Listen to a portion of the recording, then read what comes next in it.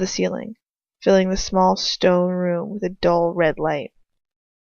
And there he is, standing at the other side of the room with his wand raised and an awful smile on his face.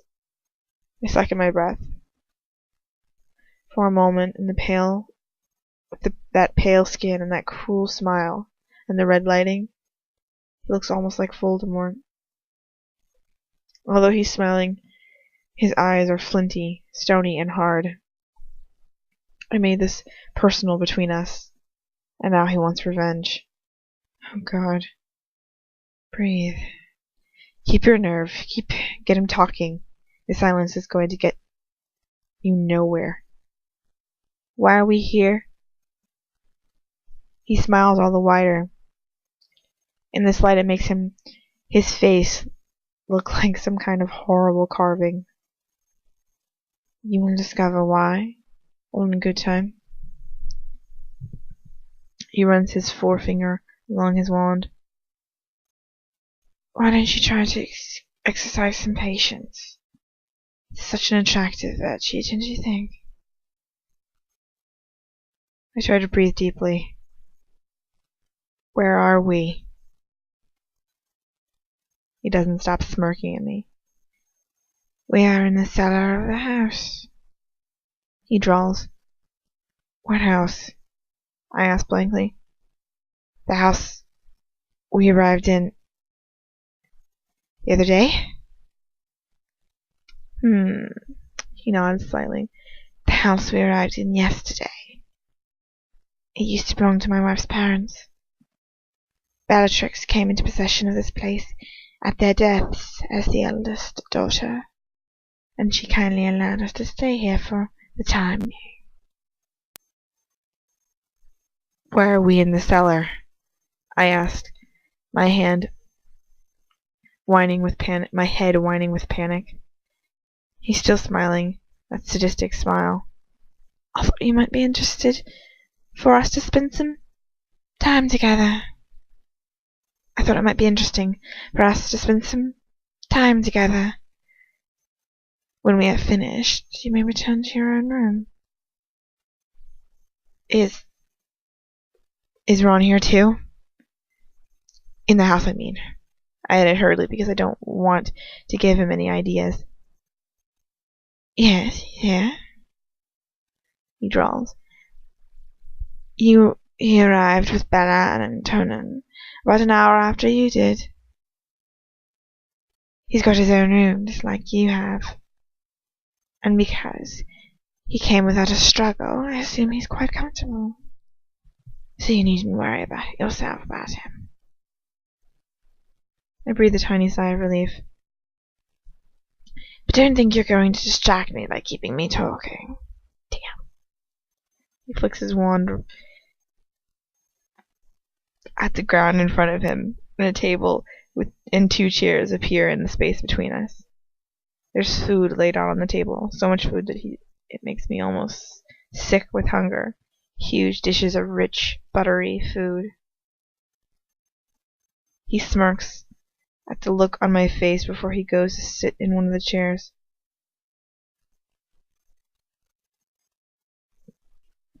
Would you care to eat with me, Miss Granger? What? What the hell is he doing? What kind of game is this? His eyes narrow. Sit down. I like how I read that hell loud. I never read him loud, but okay, whatever. His voice is so quiet. Then I know I should do as he says. But I don't want to sit down and eat with him either. Who knows where that might lead. His lips curl up in anger. In a few strides he's got me by the arm, and he twists it up, dragging me to a chair and forcing me down into it before returning to his own. That's better. He returns to his chair and pours out some wine into 2 silver goblets, handing 1 goblet over to me before raising his own. To the Dark Lord. He raises his drink to his lips without taking his eyes away from my face. I fling my own goblet across the room. It hits a wall with a hollow clunk, and the blood-red liquid runs down the stone as The goblet clatters to the floor. He doesn't even flinch. He just smiles as he summons the goblet back to the table and fills it with wine once again. He raises his wand to me. Imperio. That's better. Nothingness. Oh, it's so lovely and warm in nothingness. Lift up the goblet. Do as it says. Why should I doubt it? Oh, yes. I'll do anything for that voice. Anything. Say the words. Why? Say the words. But say them! Oh, anything for you. Anything. Just keep me here in this warmth. I'll do anything to please you. To the Dark Lord. Good. Now sip the wine. Oh, yes. I'll do anything and everything for you. Only for you. Just keep me here with you. Don't leave me. The curse seeps away from me, and I taste the acidity of the wine on my tongue. He's smiling at me now. I've done what he wants, and he's enjoying every last bit of watching me squirt under the knowledge that I've just toasted Voldemort. Please, he gestures at the food in front of us. Eat. Although every instinct I have cries out for me to eat everything I can, I fight against it. I'm not going to play this sick little game with him. I press my lips together and look down at the cup, at my hands clasping tight in my lap. Oh dear, he says heavily, exaggeratingly. If there's one thing I can't stand in a mudblood, it's bad manners. Perhaps you need a little more persuasion. No, I say hurriedly. No, I'll eat. I lift the goblet of wine to my lips and pour the burning liquid down my throat so quickly that some of it rolls and drips down my chin. I wipe my chin clean before I slam the empty goblet back onto the table. I spoon some of the food out onto my plate, eating quickly. It's been so long since I've eaten, and even though I'm only doing it to save myself from any unnecessary pain, I feel like I could eat and eat forever to make up how little I've eaten since my capture. He's not eating anything. He's just watching me, silently. I pause mid-chew, swallow, and lower my fork onto my plate. He's smiling at me, a twisted, joyless smile. Finished? Wordlessly I nod. He stands up and waves his hand at the table. The food, the wine, and his chair all disappear, leaving only my chair and I am sitting on. Don't panic. You mustn't panic. He walks over to me slowly and puts his hand on each of my arms. He puts a hand on each of the arms of my chair, leaning over to me, coming far too close and smiling down into my face. I lean back in my chair impulsively. Did you enjoy your meal, my lad? I stare right back at him, pressing my lips together, tight clamped shut to keep myself steady. I'm not afraid of you, liar. What are you doing? What are you doing? I don't know what else to say. He smirks at that and steps back, walking away from me, behind a chair. I stay still, keeping my head faced forward. The hairs on my back of my neck prickle up. That wasn't an answer to my question, was it? A hand snakes up under my hair and brushes onto the back of my neck. It's warm.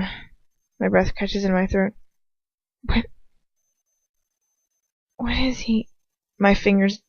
His fingers dig into the side of my neck, and I turn my head involuntarily towards him as he crouches down next to me, so that our eyes are level. He smiles at me still. I want you to tell me whether you enjoyed your meal. Okay. Alright. No harm in the only real answer I can give, right? Yes. That tiny answer seems enough for him. He doesn't stop smiling anyways. A small, smug smile. Good. I shall be sure to let the house elves know how much you enjoyed the meal they cooked for you. I gulped down an exclamation of rage, but he can read my expression well enough. Ah, that upsets you, doesn't it? But you should be pleased.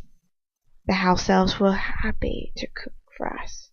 You see, they know their place. A hard, cold look creeps into his eyes, and he stands up, coolly removing his hand from my neck. It's only then that I realize that I was holding my breath. Why don't you know yours, Miss Granger? You have more intelligence than an elf, surely. Oh. So this is why he's brought me here. I think it's time that you learned more of your situation. His voice is so quiet, almost whispering, since he seemed to be so reluctant to accept it. So this would be his revenge then. It seems that now he's got the business of getting the information he needs out of me. He can really let himself have some fun. Stand up. I do as he says, and he flicks his wand at the chair I was just sitting in. It disappears into the ground. I want you to answer some questions for me. He smiles at the look on my face. Oh, don't worry. They're quite different from the questions I have asked you so far. These questions are far more subtle nature. These questions are of the far more subtle nature. But no less important, I think.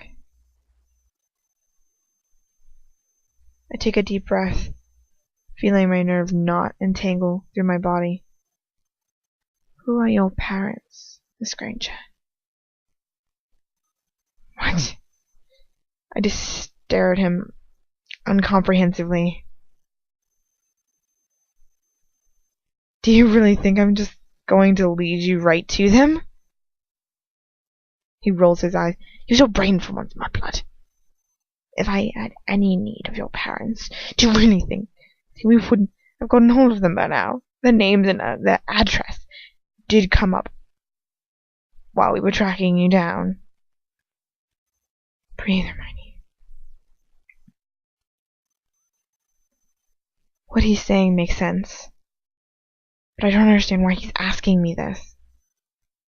If you already know everything it is to know about my parents, then why do you need me to name them for you? He twirls his wand leisurely between his fingers, his eyes not leaving my face. I don't believe that was an answer to my question I asked. I repeat, who are your parents? David and Jane Granger.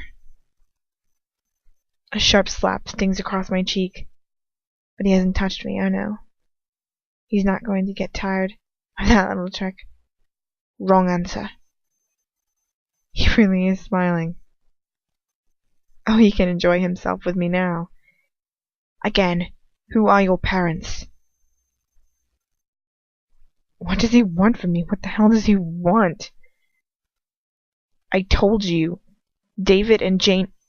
A sharp sting hits my cheek again before I can finish speaking. Oh dear. And there I was, believing you to be reasonably intelligent.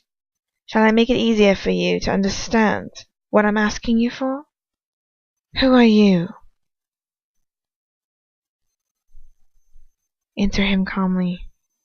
Keep yourself composed. Don't let him mess around with your mind. Hermione Granger. He sighs and